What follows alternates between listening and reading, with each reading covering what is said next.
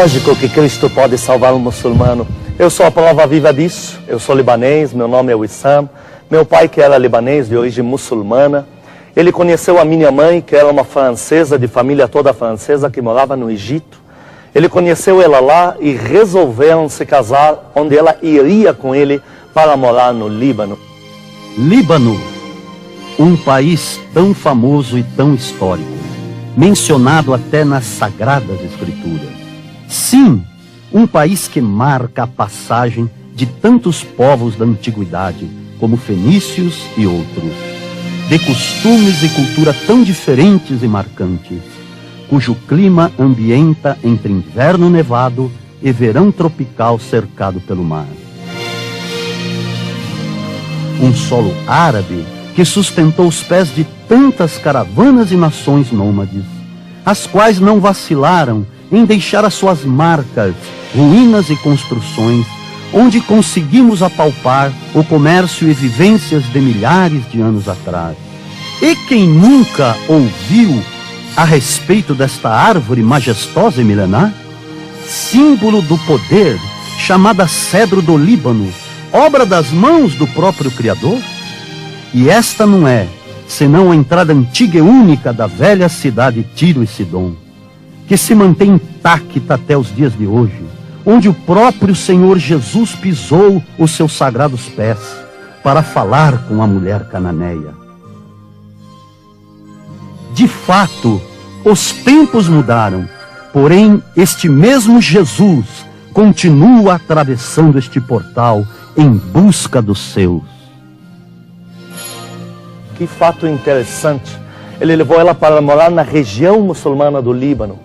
E ali, meu pai, como era desacreditado da religião muçulmana, chegou um dia, já não dava mais para eles morarem juntos. Quando eu tinha 3 anos de idade, a minha mãe já estava cansada de apanhar, ser queimada com cigarro, o homem que chegava bêbado sempre nas altas madrugadas, batendo nela, era um espírito de violência sem parar dentro de casa. E de repente, quando eu tinha 3 anos de idade, ela falou, basta, eu vou voltar para o meu país lá no Egito, onde ela tinha o irmão que cuidava dela e a irmã dela morava no Brasil. Meu pai ia todo fim de semana para me visitar, mas um fim de semana que ele chegou lá, ele olhou, viu que o irmão dela mais velho, que cuidava dela, não estava por perto. Então ele me arranca das mãos dela, chuta ela para a parede e diz, você está vendo ele? É a última vez que você vê. Para quem é mãe sabe o que significa isto.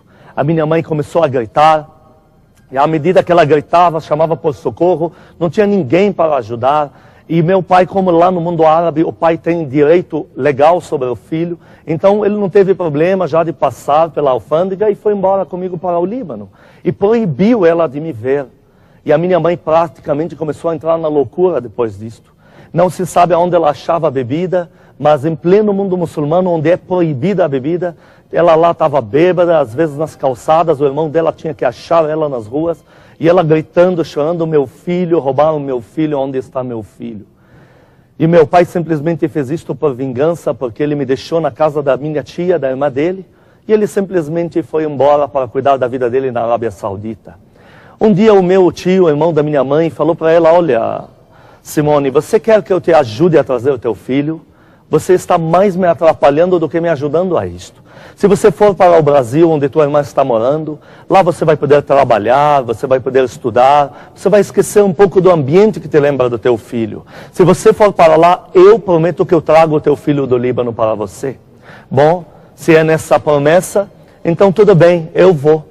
E a minha mãe veio para o Brasil, e de fato foi bom para ela. Ela trabalhava numa empresa multinacional, ela estudava, aquilo estava fazendo bem para ela, porque ela podia esquecer um pouco daquele ambiente que ela lembrava do filho.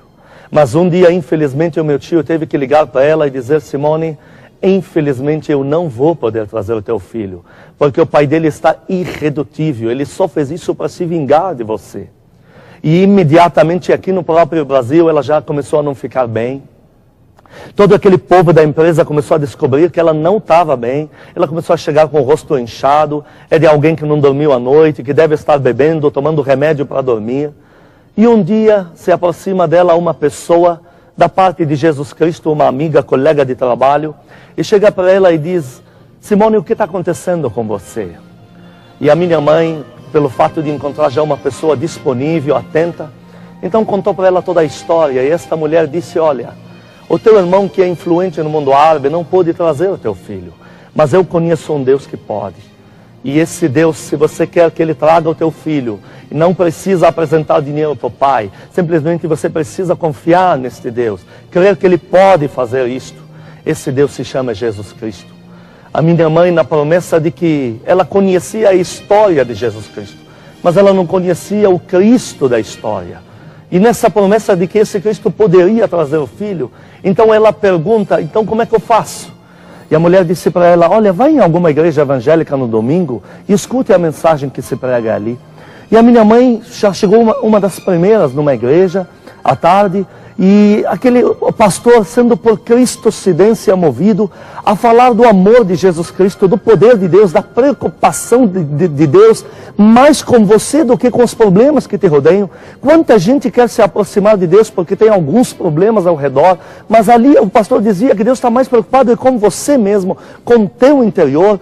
E quando ele fez aquele apelo: quem quer receber Jesus Cristo como único Senhor e Salvador? A minha mãe, sem pensar duas vezes, algo a impulsionava. Ela ainda não entendia muita coisa, mas algo a impulsionava, e ela correu lá na frente, ajoelhou e começou a sentir um poder dentro dela, e havia muito choro ali, e ela sabia que algo de Deus estava ocorrendo com ela, e naquela hora ela recebeu a Jesus Cristo como único Senhor e Salvador. E aí ela voltou para a casa dela, e ela, interessante, não lembrou de fumar, não lembrou de beber para dormir, para esquecer do filho, ela não lembrou de tomar remédios para dormir, simplesmente ela chorava a noite inteira, e ela sentia que aquela coisa boa, agradável, estava dentro dela já.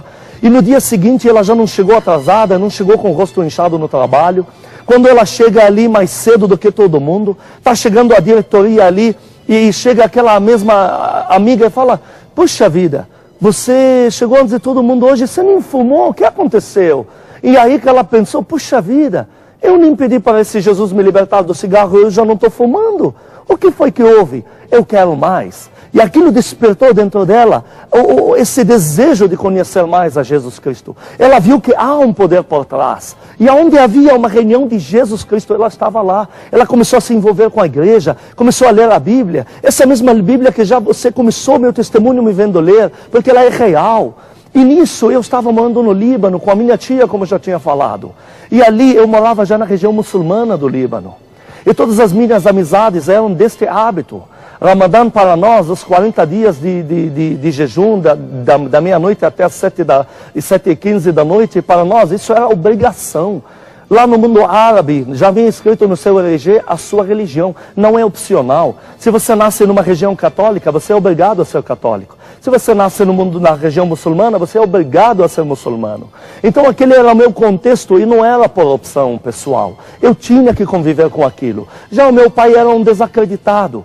Eu ia na mesquita, eu tinha muito medo de ir no inferno. Eu lavava os pés, como todo mundo, lavava as mãos, lavava o rosto, repetia as frases, algumas delas que falam que Deus é único, que só há Ele, que não teria outro, e que só Maomé seria seu profeta. Isso eu repetia continuamente, e eu fazia aquelas orações que muitos de vocês veem os muçulmanos fazerem em cima de um tapete. Várias vezes tinha que ajoelhar com o rosto em cima de um pedaço de pedra feita do pó, para dizer que o homem vem do pó, etc, etc. Aquilo tudo fazia parte da minha vida. Mas eu também tinha um problema. Eu via o exemplo do meu pai, e eu via com os meus amigos, e eu tentava ser um muçulmano fiel, porque eu queria ir no céu, mas ao mesmo tempo eu não conseguia. Havia um vazio dentro de mim que não se preenchia. E ainda mais diz no Alcorão que Deus não fala com o homem, porque o homem é verme, porque Deus é muito santo. Mas havia uma lacuna dentro de mim, porque eu queria ouvir a voz de Deus. Eu queria o sobrenatural de Deus. Eu sempre quis conhecer esse Deus que fala com o homem, que escuta, que vê o que eu estou passando. Então, quando eu já tinha quase 18 anos, 17 anos e alguma coisa, depois de praticamente 15 anos, quase 15 anos, sem a minha mãe me ver, eu já estava desacreditado da vida. Nessa idade eu já tinha resolvido mesmo cair nas bebidas, enfim, eu já falava que não tinha mais jeito para mim, não queria estudar, a minha vida já era um caos mesmo. E eu estava morando no Líbano e eu não tinha expectativa, sempre me corria de leve memória: mas e a minha mãe? Porque todo mundo tem mãe ao meu redor, chama de mãe, eu nunca posso... Mas o que aconteceu de verdade? O meu pai nunca me falou de fato o que aconteceu. Nessa mesma data, a minha mãe estava orando no seu apartamento aqui. E enquanto ela está orando, ela recebe uma visita. E essa pessoa que entra no seu quarto se chama Jesus Cristo. Era pela primeira vez que ela estava o vendo, em visão a olho nu, a olho vivo. E ele entra, ela fica encabulada, e naquela hora era um sábado à noite, e ela estava orando, e ele diz para ela: filha, pode pedir o que você quer. O que você faria se Jesus Cristo aparecesse para você agora? Você pensaria que é um fantasma? Creria que Deus pode se manifestar sim, como Jesus se manifestou aos seus discípulos e apóstolos depois de ter ressuscitado, morto e ressuscitado? Muito bem, ela falou: o Senhor sabe o que eu quero. Porque quase esses 15 anos toda a igreja sabia do que a minha mãe queria. Todo mundo, desde o pastor até o mais novo convertido, sabiam que esta mulher orava a Cristo que queria o seu marido, o seu filho. E nessa dela, eu estava falando com ele, e ele falou: filha, escreve uma carta para ele, leva de manhã para a minha igreja orar, e eu vou levar para ele a carta, eu vou trazê-lo para cá, e você vai falar do meu evangelho para ele. A minha mãe achava que eu já tinha morrido, porque os noticiários sempre falavam que morreram 10, morreram 100, morreram 1000 no Líbano, é bomba para lá, bomba para cá. Ela já pensou: o meu filho nem existe mais. Meu endereço quanto menos teria, porque lá nem tem nome de rua, agora que deu uma melhorada. Mas na época da guerra não tem nem nome de rua, não tem faróis lá. E o governo só estava mandando na Sharia, na parte de cima do Líbano. A parte do Janub, que é da onde eu venho, que é a parte sul do Líbano, eram todas guerrilhas. Ninguém tem controle da população, ninguém sabe quem vive, quem verdadeiramente morreu. Mas Jesus está dizendo para ela escrever a carta que eu estou vivo e eu estou no Líbano. E ele foi embora. E ela, movida por aquele momento, ela começou a escrever aquela carta. E ela escreveu tudo o que aconteceu. E domingo de manhã estava ali, ela levantou a igreja, toda a igreja estava ali. E ela falou: pastor, Jesus Cristo apareceu ontem na minha sala.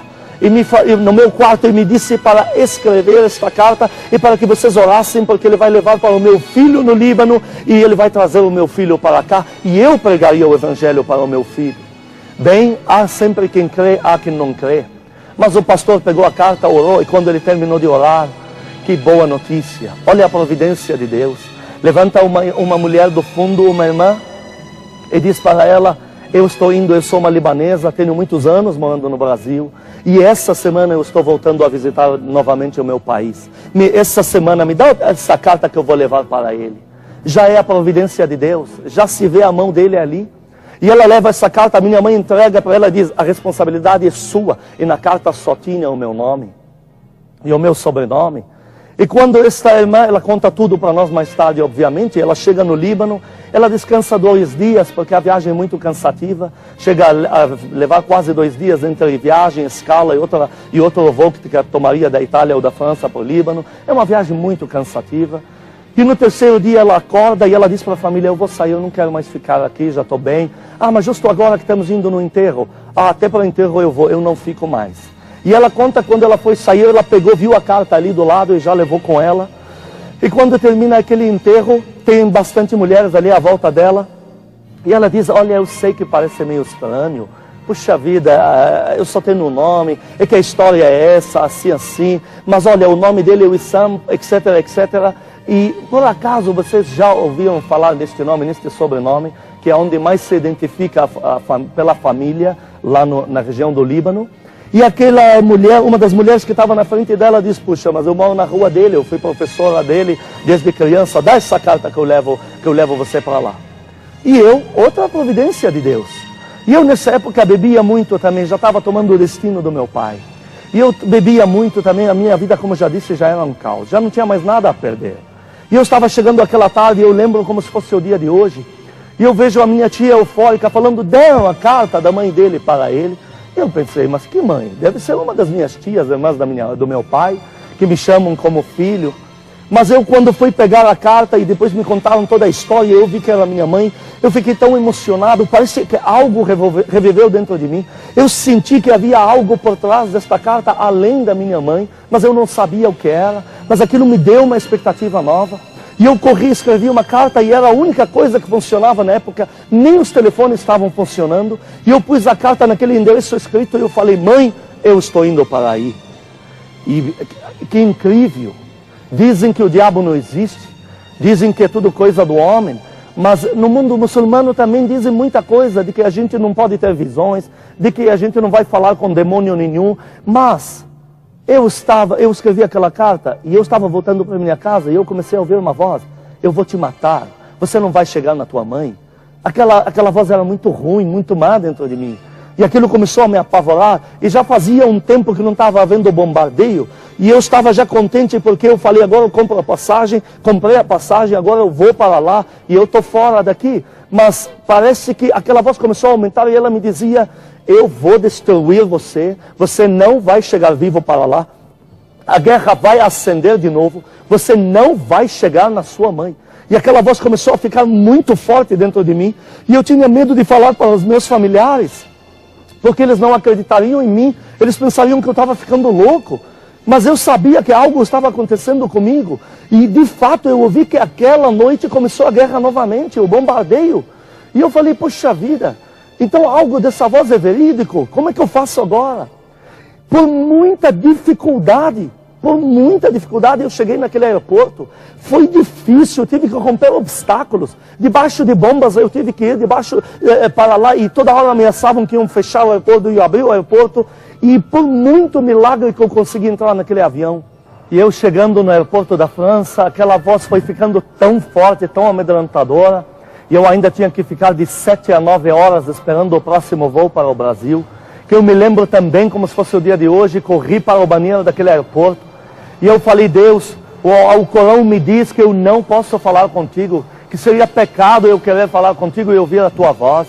Mas eu sei que essa voz que está falando comigo deve ser o inimigo do homem, Satanás. E se ele ouve e está falando comigo, vê tudo o que está acontecendo, então o Senhor também deve estar vendo, ouvindo e pode falar comigo também. Se o Senhor me livrar desta voz, eu prometo fazer tudo o que o Senhor quer da minha vida. Eu não falei para ele: eu te entrego a minha vida. Porque o único lugar onde a pessoa entrega a sua vida a Deus é exatamente no Evangelho de Cristo. O único lugar onde o seu Deus diz assim: me deixa tirar o teu fardo, me deixa te dar o meu fardo que é leve e tirar o teu fardo que é pesado. É exatamente Jesus Cristo que faz isso. Eu não sabia, mas eu disse: o que o Senhor quiser de mim eu faço, se me livrar dessa voz e me deixar chegar na minha mãe. E eu queria saber o que tem por trás da minha mãe, para eu ouvir tantas coisas. E incrível que depois daquela oração, aquela voz começou a sumir, começou a desaparecer. Eu saí dali, cheguei para o salão, eu vi que todo mundo foi embora. E havia um homem sentado, estava com a mesa montada, e eu percebi que ele ia demorar. Ele também falava um pouco do francês, inglês, porque eu cheguei conversando. E ele exatamente estava vindo ao Brasil. E eu contando para ele: puxa, que coisa estranha. Muito tempo para conversar, e eu contando para ele o que estava acontecendo comigo. E ele ouviu aquela história, e ele falou: olha, eu sou um diplomata brasileiro, e eu estou tão maravilhado com a tua história que eu faço questão de te levar até a tua mãe só para ver o que vai acontecer. E eu vejo aí mais uma providência de Deus. Porque ele estava vindo exatamente aonde eu estava vindo no Brasil. E nesse meio termo, quando a gente chega no aeroporto, eu vejo que a gente era bem recebido. E eu pensei: puxa, esse Brasil está me reservando alguma coisa boa. E quando a gente chega no trabalho da minha mãe, ela não sabia, ela não fazia ideia do dia que eu fosse chegar, porque eu não dei data para ela. E ela esperava uma pessoa que ela chamava de filho. Exatamente, ela chamava sempre de filho. E quando ele chegava na portaria, eles diziam: o teu filho está aqui. E ela dizia: manda subir. E justo desta vez, eu estou com o homem lá embaixo, que ele me diz: a tua mãe está aqui. E eles dizem para ela: teu filho está aqui embaixo, que ela me conta mais tarde. E ela diz: manda subir. E eles dizem: não, mas esse não fala o português. E ela já imagina o que aconteceu. Toda a empresa no 7º andar descobriu que eu tinha chegado porque ela desmaiou. E o homem olhou para mim e falou: olha, eu sou muito emocional, eu sou sentimental, não consigo ver este quadro. Faz o seguinte, está aqui o meu cartão, me liga amanhã, me conte o que aconteceu. E eu fiquei sozinho, me apontaram para o elevador, e eu entro no elevador, para de repente nada, para de novo nada. Daqui a pouco, quando dá uma parada, eu vejo toda aquela diretoria de uma empresa, tudo me olhando assim como se fosse um extraterrestre. Eu já entendi que eu estava no lugar certo. E havia uma mulher que dava cada pulo de altura de não sei quantos metros. Eu falei, nossa, quanta alegria, deve ser a minha mãe. Mas como ninguém se manifestava, falei, vou entrar aqui e seja o que Deus quiser. E à medida que eu estou entrando, eu vejo a minha mãe vindo pelo lado direito sendo trazida. E aí eu entendi que era a minha mãe, porque ela estava sendo carregada, ajudada a andar. E ela, quando ela me viu, ela entrou em choque. Ela me pegou pelos braços, correu comigo para dentro de uma sala, trancou a porta, e ela me media, ela punha a mão no maço de cigarro, e ela dizia, mas esse não pode ser meu filho não fuma. E ela punha a mão nos meus dentes, ela falava, olha, se você não é meu filho, pode falar que eu não vou te mandar embora, mas meu filho é menor que eu, ele vai no meu colo. Verdadeiramente a minha mãe teve um choque, e eu vi isso, e eu não podia fazer nada. E eu vi que daquele dia em diante, a minha vida com ela havia esse problema que estava pendente. Eu era maior do que a minha mãe para atravessar uma rua, e ela me pegava pela mão direita, e eu que era quase o dobro da altura dela, e ela me atravessando uma rua, e ela não me deixava descer na rua sozinho. Se eu descesse para comprar alguma coisinha, demorasse um pouco, eu já tinha que ligar, olha mãe, eu estou aqui, eu já estou chegando, cheguei.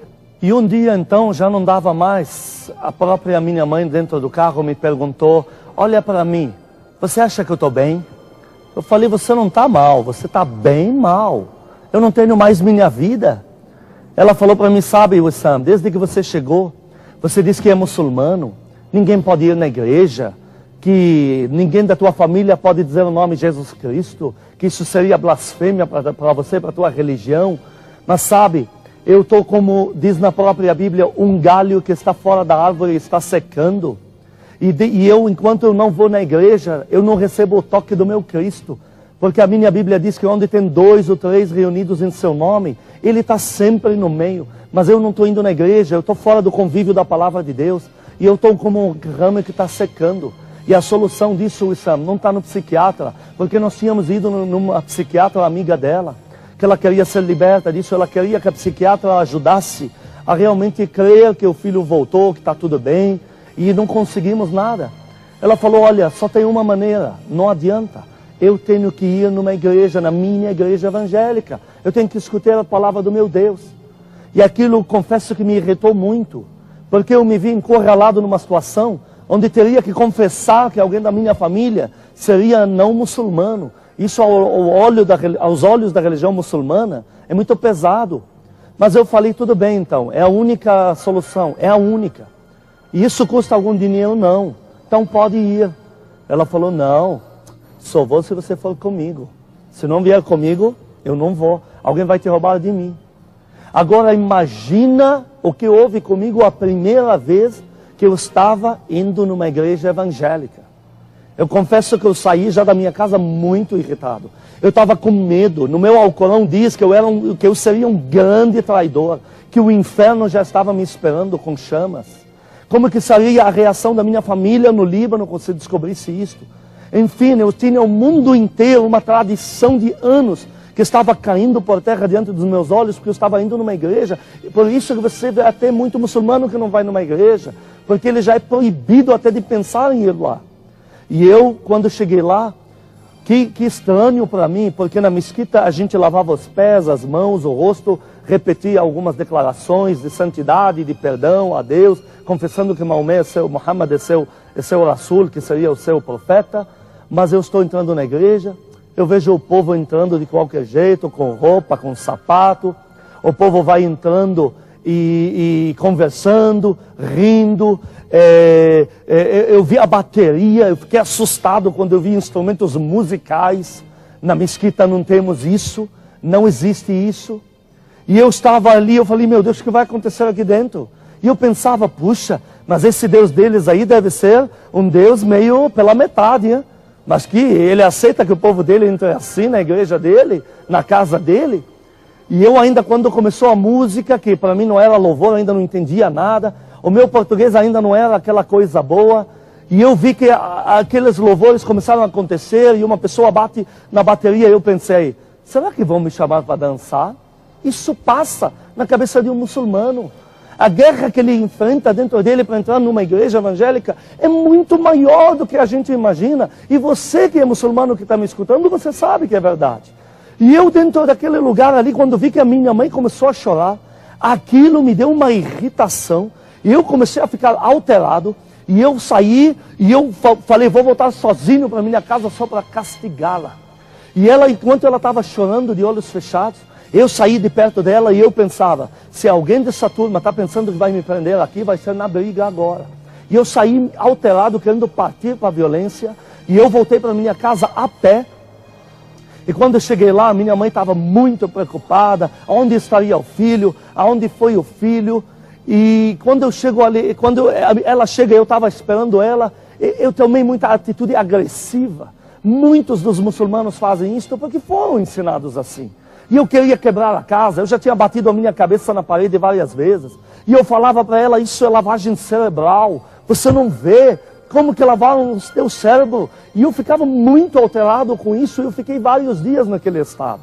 Mas ela sempre me dizia, o Deus que ouviu você naquele banheiro, daquele aeroporto na França, foi Jesus Cristo. Porque Ele tinha aparecido para mim, e Ele tinha dito que Ele iria te trazer.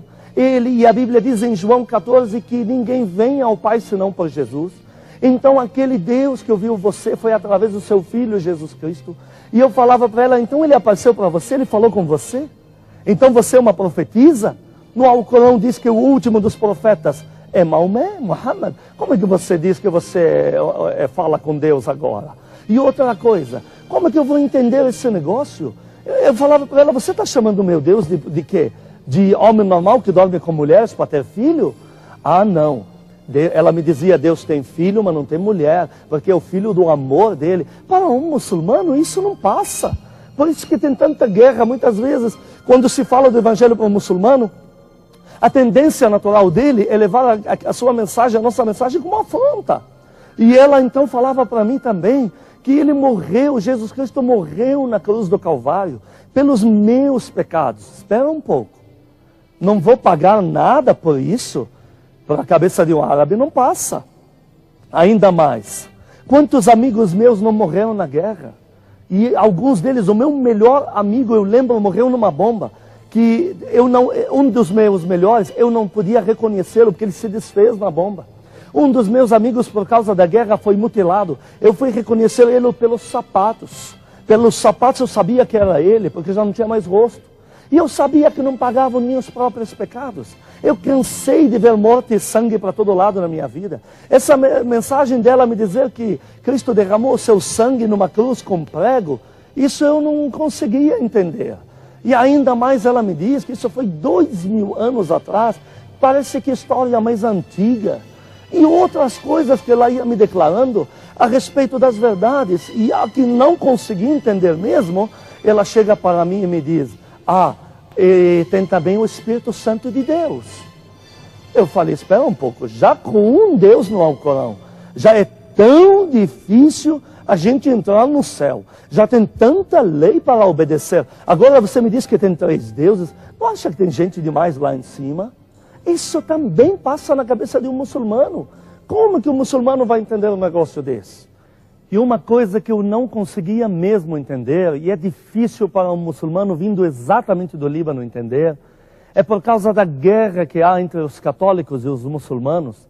Toda vez que os muçulmanos ganhavam um território dos católicos, eles colocavam uma bandeira branca em sinal de essa é a nossa vitória, é o nosso território. Mas quando os católicos ganhavam alguns terrenos, eles punham ou imagem de Virgem Maria, ou então colocavam aquela tal foto de Jesus Cristo na cruz, desenhada por Leonardo da Vinci.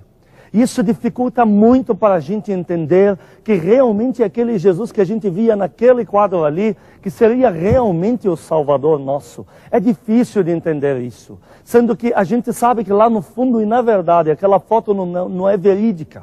Mas isso também não ajuda, isso dificulta muito. E a minha mãe então queria que eu associasse tudo isso. Não dava como. E eu brigava muito com ela.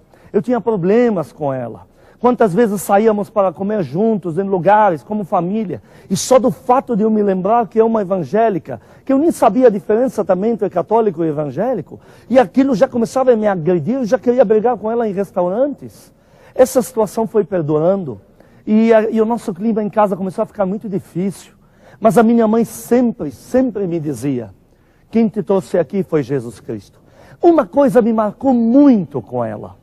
Toda vez que quebrava alguma coisa, uma vez eu, por engano, quebrei uma estátua bonita de enfeite, muito cara, e quebrei ali no chão e eu esperei que ela brigasse. Falei, agora vai querer aproveitar para brigar. E ela falou, não, Jesus sabe. Toda vez que tinha um problema, Jesus sabe.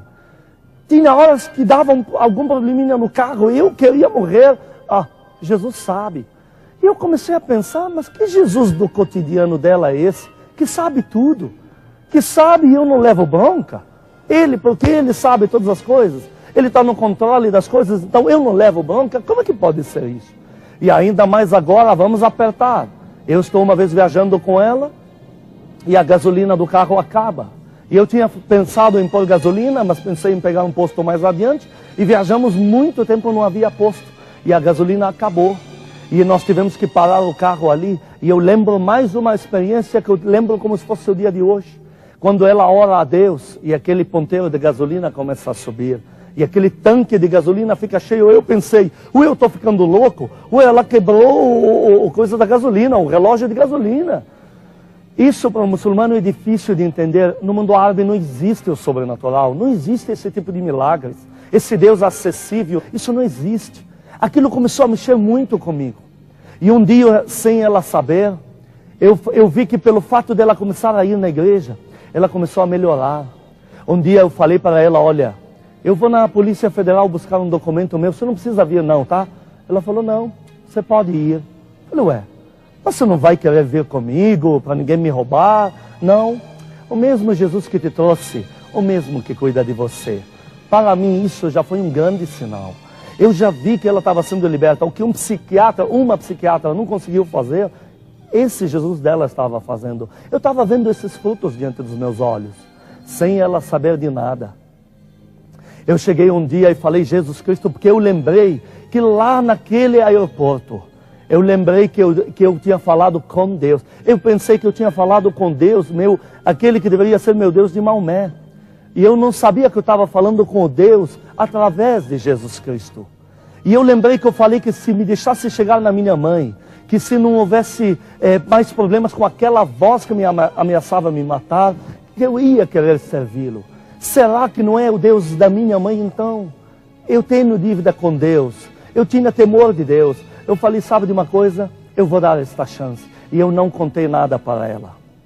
E eu falei, Jesus Cristo, isso no meu coração.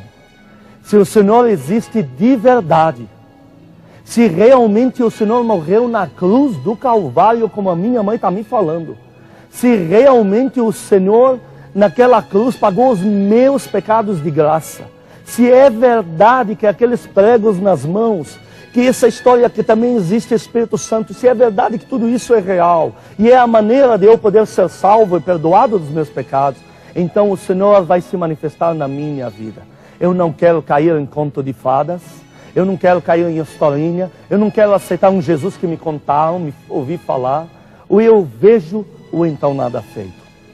E isto aqui passou, não falei para ela durante a semana. Eu tinha um carro e uma moto para vender, uma moto que eu tinha caído com ela, e eu já tinha um amigo aqui no Brasil, e ele me ajudava em algumas coisas já. E eu estava conversando com ele a respeito da moto, que eu queria vendê-la e tinha a intenção de vender também aquele carro. E ele me assessorou e falou, olha, me mostrou até num jornal muito famoso brasileiro de compras e vendas de automóveis, de motos. E ele me mostrou que a moto, se ela tivesse em perfeito estado, valeria 12 mil daquela época a moeda.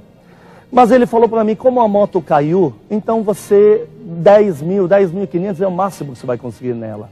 Aí eu pensei, puxa vida. E o carro? O carro também, o máximo dele é 24 mil. O carro não estava quebrado, mas valeria uns 23 mil. Eu falei, para não cair na boca de um grande pechinchador, eu vou pôr 12 mil na moto, 24 mil no carro. Bem, Qual é a minha surpresa? Eu estou quinta-feira pela primeira vez vendo no elevador o meu nome e o meu telefone da minha casa dentro de um jornal. E eu estou falando de um prédio, e eu estou falando para a minha mãe, olha, veja aqui, mãe, meu nome, pela primeira vez eu vejo meu nome num jornal. Olha aqui, hein, você viu? A moto é 12 mil. Se alguém ligar, pechincha, é comigo, eu que vendo. Eu vou estudar aí à noite e quando eu voltar, eu trato com a pessoa. Você só atende telefone. Tá bom. No elevador. Acredite, tem que acreditar, porque Deus é real. E ela levantou aquele jornal dentro do elevador, na maior seriedade. E ela disse, Jesus Cristo, só para provar para este homem que o Senhor existe, vende por 12.500. Eu olhei para ela e falei, agora que ela ficou louca. Agora que eu perdi a minha mãe. Eu falei, não, estou falando que está escrito 12 mil, essa moto não vale nem 10.500. E ela não falou nada. E eu vi que ela falou com tanta seriedade, que eu falei, bom, saí daquele elevador, falei, vou falar pouco, está falando com Deus dela. E eu pensei, bem que justo o Deus dela pode atender essa para um turco que está precisando. E eu fui para estudar. E eu vi a minha moto onde ficava estacionada embaixo, pela entrada auxiliar do prédio. E conforme eu olhei ali, eu vi que ela já não estava na volta. E eu fui falar com o guarda, ele falou, sua moto vendeu. Eu vi sua mãe vendendo aqui e tal. Mas não foi assalto, não. Ela estava sorridente, levaram a moto. Eu subi correndo, mãe, onde está a moto? Vendi. Como vendeu? Vendi. A pessoa que queria a moto não tinha problema com o que estava quebrado, porque ela quer uma moto para corrida, e o que interessava é que ela tinha mesmo. E eu falei, cadê o cheque? Cadê o dinheiro? E ela me mostrou um cheque, 12.500. E quando eu vi aquele cheque, eu falei, não acredito. E eu olhei para ela e falei, você prometeu para ele que eu vou arrumar a moto para ele? Não. E como é que você fez? Ele olhou para mim e falou, era 12.500 mesmo? Eu falei, se você quer, ele fez o cheque. Eu olhei e falei, olha, ela combinou com a turma da igreja dela para me enganar. Se eles pensam que eu vou para a igreja por causa disso, eu pensando comigo, eu não disse nada para ela. Eu pensei, se ela está pensando que eu vou para a igreja dela por causa disso, vão ficar com o dinheiro. Eu estou pensando, ela olha para mim e diz uma frase. E eu sabia ali, eu sabia que era pela primeira vez que Deus, através de Jesus Cristo, estava falando comigo. Ela olhou para mim e disse, Jesus Cristo faz tantos milagres, mas os homens não creem. Aquilo me caiu como um mel dentro do meu coração. Aquela frase eu sabia que veio do trono de Deus. Eu sabia que não estava saindo da boca da minha mãe. E aquilo me deixou meio extasiado. E no dia seguinte eu vi 2 homens na minha frente brigando para comprar um carro. E eu pensei, se eu peço 24.500, eles vão pagar.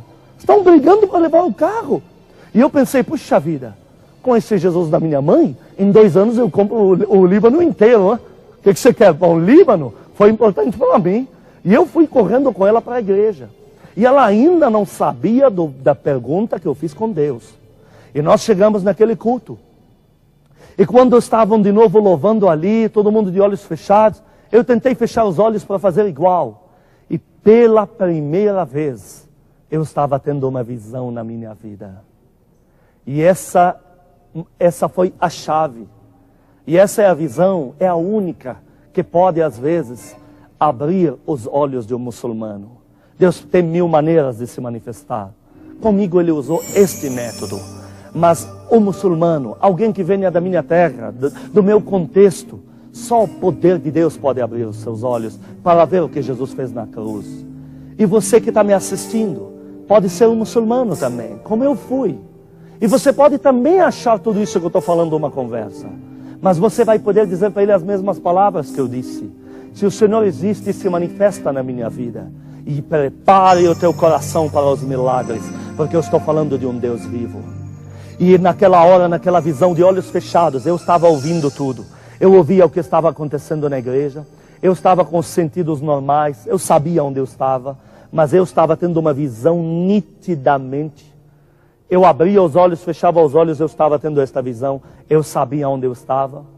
E naquela hora se aproxima uma pessoa da presença mais gentil que você pode receber na tua vida. E ele chega para mim e diz, eu sou o Espírito Santo, vem comigo. uma voz muito meiga. É diferente do que nós estamos acostumados aqui na terra. O Espírito Santo é um Espírito, ele não tem formato. Mas ele usou aquela imagem, aquela figura para eu entender o que eu estava vendo. E ele me pegou pela mão direita. E enquanto a igreja continuava louvando, eu ia andando com ele na visão e eu via aquilo. E à medida que eu andava com ele naquela visão, tudo ia ficando mais escuro, mais escuro, mais escuro. Eu sabia que algo muito sério deve estar acontecendo do outro lado. Algumas coisas sérias estão ocorrendo aí. E daqui a pouco nós como se passássemos para um segundo estágio. E quando olho, eu vejo a cruz e Jesus na cruz. E quando eu tive aquela visão, o Espírito Santo continuava do meu lado direito. E eu vi que esse Jesus que está nesta cruz não tem nada a ver com o quadro de Leonardo da Vinci. Esse não estava ali olhando para cima, como quem está esperando aí o horário para poder ir embora. Eu vi, ele tremia. E eu vi que o tempo que ele aguentou na cruz foi o tempo que ele aguentou em vida. Enquanto ele teve vida, fôlego para sofrer, pagar os nossos pecados, ele aguentou ali. E também o sangue, dizem que o prego é aqui, não, o prego estava aqui. E o sangue, conforme corria, ele descia até o cotovelo. E o pingo descia bem devagar, bem devagar. E cada pingo que caía para o chão, cada gota que ia para o chão, aquilo era uma explosão dentro do meu coração. E eu estava entendendo isto na visão. O Espírito Santo já não estava me falando nada naquele momento. Ele só estava do meu lado observando a mesma imagem, a mesma figura, a mesma visão. Mas à medida que ia caindo cada gota de sangue para o chão, para a terra, uma explosão acontecia em mim e eu sabia que o poder do pecado estava sendo arrebentado dentro de mim. As cadeias do pecado estavam sendo rompidas. E eu estava pensando comigo naquela visão de tanto poder que estava fluindo daquele sangue, aquele sangue inocente sendo derramado por mim. Eu pensei comigo, não precisa do sangue de Cristo todo para lavar os pecados. Basta uma gota para lavar o pecado da humanidade inteira, porque há poder. E ainda mais ele não estava como nos quadros, a gente vê ele limpo com pano branco. Ele estava todo o corpo dele com terra e sangue seco. Todo o corpo dele, isso é bíblico. Quando eu fui ler, eu vi na Bíblia que isso é real. Ele tinha rolado na terra, ele tinha apanhado, o rosto dele estava inchado. O corpo dele estava todo com manchas de sangue secas e terra. E ainda, quando estudaram os pais das doenças que originaram o mundo, que começaram todas as doenças no mundo, descobriram que são 39. E as chicotadas que Jesus deveria ter levado, porque era o costume da época, eram 40 menos uma chicotadas. Verdadeiramente ele tomou sobre si todas as nossas enfermidades. Tanto a ciência quanto a Bíblia confirmam que Cristo morreu também para nos curar de todas as enfermidades. Amado ouvinte, ao término desta fita, um milagre vai acontecer na tua casa, no teu corpo, e você vai ver que Cristo é real e cura enfermidades. O sangue de Cristo é uma realidade, não é uma ficção, não é uma lenda, mas é algo que de fato ocorreu. E o Pai, Deus, o Pai de Jesus Cristo, e o Espírito Santo zelam até o dia de hoje para que isso continue sendo real entre os homens. E ainda quando eu vi que aquele estado, eu vi que ele estava sofrendo muito. Uma coisa que me marcou muito também são os espinhos. São os espinhos que vêm do Oriente Médio, que tem lá na minha terra. Parecem um prego cada um.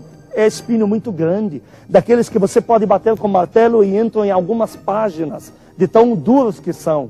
E eles estavam bem encravados dentro da sua testa. E eu comecei, daqui a pouco os meus sentidos começaram a ser arrebatados para dentro da visão. E eu comecei a entrar em agonia porque eu queria tirá-lo dali. Eu vi que o sofrimento dele era muito grande. Até então, ele estava parado com o rosto para cá. Ele não estava me olhando. Tudo isso estava acontecendo com ele com o rosto para cá. E daqui a pouco, quando eu comecei a ficar desesperado na visão, eu estava vivendo a visão. Eu já não estava mais dentro da igreja, eu não estava mais lembrado onde eu estava. Os meus sentidos estavam dentro da visão. Eu queria tirá-lo dali. E daqui a pouco, nessa tensão minha, ele vira o rosto e olha para mim. Ele não falou nenhuma palavra em toda a visão. Mas à medida que ele virou o rosto dele e me olhou, eu entendi aquele amor saindo por aqueles olhos, por aquele rosto. E eu entendi algo. Ele não me falou, mas eu entendi. Olha, você não precisa me tirar daqui. Eu já não estou aqui, mas eu morri porque eu quis em seu lugar. Eu não fiz isso por obrigação, eu entendi claramente isso. Me passou esta segurança. Eu morri por você porque eu quis, e agora já não estou aqui. E naquela hora o Espírito Santo me aponta o dedo para ele e diz: é assim que ele morreu pelos teus pecados. E naquela hora eu abri os olhos e dei um grito: Jesus Cristo e Espírito Santo, entre no meu coração. Acabou a visão ali e eu não convidei o Pai, Deus Pai, para entrar, porque eu não tinha visto na visão. Eu vi o Filho e o Espírito Santo. E eu falei: entre no meu coração, porque a minha mãe me dizia: você precisa convidá-lo para entrar no teu coração. Amado ouvinte, aquele dia foi o início da minha verdadeira vida. Antes eu vivia, mas agora eu vivo de verdade. Antes eu respirava, mas agora eu tenho a vida de verdade. E eu recebi eles no meu coração naquele dia.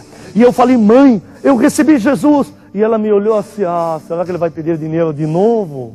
Nem ela, de tanto que eu tinha dado trabalho para ela, de tanto que eu tinha feito ela sofrer, nem ela acreditou que eu estava me convertendo, até ver os sinais. O testemunho não para aqui. Eu saí da igreja e aí que os milagres de Deus começaram a ocorrer na minha vida. Ali que aquilo tudo que eu esperava de um Deus comecei a ver. Esse Deus que pode me dar sonhos, esse Deus que pode me curar como me curou, esse Deus que manifesta a glória dele nos mínimos detalhes, esse Deus que usa homens e mulheres para falar com a gente da parte dele. Esse mesmo Deus já estava se comunicando com a minha vida. E eu comecei a ir atrás deste Deus. E um dia ainda eu abro Isaías capítulo 35, porque eu estava na igreja e me deu uma vontade muito grande de abrir a palavra de Deus e ler. E quando eu abro aquela Bíblia, ela pela primeira vez que eu abri a Bíblia, eu sempre tive. Todo muçulmano tem grande curiosidade de ler o que tem ali. E eu sempre tive aquela curiosidade e eu abri. Pela primeira vez que eu abro Isaías 35, que diz, gostaria até de ler, porque depois que eu li isto, o chamado de Deus tomou conta de mim. A unção do Espírito Santo passou a ser a minha companheira fiel. Diz assim Isaías 35, versículo 1: o deserto e os lugares secos se alegrarão. O ermo exultará e florescerá como a rosa. Abundantemente florescerá e também exultará de alegria e romperá em cânticos. A glória do Líbano se lhe deu, a excelência do Carmelo e Saron. Eles verão a glória do Senhor, a excelência do nosso Deus. Fortalecei as mãos fracas, firmai os joelhos trementes, dizei aos turbados de coração: esforçai-vos, não temais, o vosso Deus virá. Sabem, depois dessa leitura dessa palavra, era a primeira vez que eu abri a Bíblia na minha vida. O chamado de Deus tomou conta de mim. E eu comecei a dizer: Senhor, eu não sabia que o Líbano estava aqui dentro. Eu estou entendendo que o Senhor quer me usar no meio do meu povo. E eu quero testemunhar da tua glória. Eu quero contar que o Senhor existe. Eu quero ver os paralíticos andar, para que eles vejam que o Senhor Jesus cura os paralíticos. Que eu quero ver os cegos ver, os surdos ouvir, os mudos cantar alegremente, os coxos saltar de alegria. Sabem, amados ouvintes e amados telespectadores, esse evangelho é poder, é vida e vida em abundância. Eu não estou aqui contando o meu testemunho por uma emoção. Eu não estou contando o que os outros me falaram. Eu não estou contando a história de um pregador. Eu sou a testemunha viva de que Cristo faz milagres e de que a semente do evangelho tem todo o poder. E ela alcança todo aquele que estende a mão e diz: Deus, tem misericórdia de mim. Quantos homens e mulheres não estão andando na tradição? Quantos não defendem uma religião só porque nasceram numa casa religiosa? Mas você vai começar a defender uma causa que é dada por Deus. Você vai dizer: eu não estou testemunhando o que eu ouvi dizer. Eu não posso afirmar o que os outros disseram. Eu estou testemunhando o que os meus olhos viram. Isso também diz em 1 João capítulo 1, versículo 1. Quando eu li isso pela primeira vez, eu falei: Deus, esse é o meu testemunho. Livro de João, 1 João, capítulo 1, versículo 1. O que era desde o princípio, que é Jesus Cristo. O que ouvimos que é a respeito de Jesus Cristo. O que vimos com os nossos olhos, vimos a Jesus Cristo. O que contemplamos e as nossas mãos tocaram. Isto proclamamos com respeito ao Senhor Jesus. Amado ouvinte, eu não sei como você se encontra. Amado telespectador, você não está olhando para um homem, apenas um homem em carne humana falando. Tente escutar a voz de Deus que está fluindo atrás desta fita. Essa sua TV ligada, essa tela que está acesa aí diante dos seus olhos, Creia de alguma maneira que é Deus que está falando. Nós estamos falando da vida de Deus entre os homens. Quem sabe você realmente está desesperado. Ou quem sabe que você acha que não precisa de nada. Todos precisam de Deus. Todos precisam ouvir a voz de Deus. Eu, depois que entreguei a minha vida ao Senhor Jesus Cristo, já fazem muitos anos, nunca me arrependi. Nunca veio o dia em que eu falasse, eu acho que foi tudo uma emoção. Eu já tive as experiências. Se Deus se manifesta na nossa vida, agora não precisa se mostrar em visão a olho nu, não. Nós já vemos os sinais dele todos os dias. Eu estou falando de um Deus companheiro. O Senhor Jesus diz em Marcos 16, estarei convosco todos os dias. Jesus Cristo pode estar contigo todos os dias. Agora você tem a chance de até fechar os teus olhos e dizer a Ele, Senhor Jesus, eu quero sim uma transformação de vida. Pode dizer isso para Ele agora. Nós vamos fazer uma oração juntos. Eu vou orar por você agora diante desta santa palavra de Deus.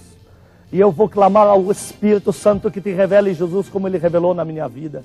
E eu sei que o Espírito Santo de Deus vai te revelar de que você é amado pelo Pai, de que você não nasceu para sofrer, de que você não nasceu para ser mais um. Você está no plano perfeito de Deus. Deus colocou sobre você a verdade da sua palavra. Isso diz em João 8. Conhecereis a verdade e a verdade vos libertará. Vamos orar juntos agora. E eu sei que o Espírito Santo vai inundar o teu coração com essa paz que só Cristo dá. Vamos orar agora. Vamos fechar os olhos se for possível. E vamos dizer juntos, Senhor Jesus, eu reconheço realmente a minha condição humana, de que eu sou pecador, e de que eu preciso do teu sacrifício na cruz do Calvário, para trazer o perdão de Deus sobre a minha vida. Eu creio que o Senhor morreu na cruz por mim. Eu creio que o Senhor entregou a vida, derramou aquele precioso sangue para me libertar dos pecados e para me fazer pertencer à família de Deus. E eu abro o meu coração agora e rejeito todo o meu passado. E eu abro o meu coração para que o Senhor me coloque o teu futuro dentro dele. E que o Senhor entre em mim e faça habitação em mim.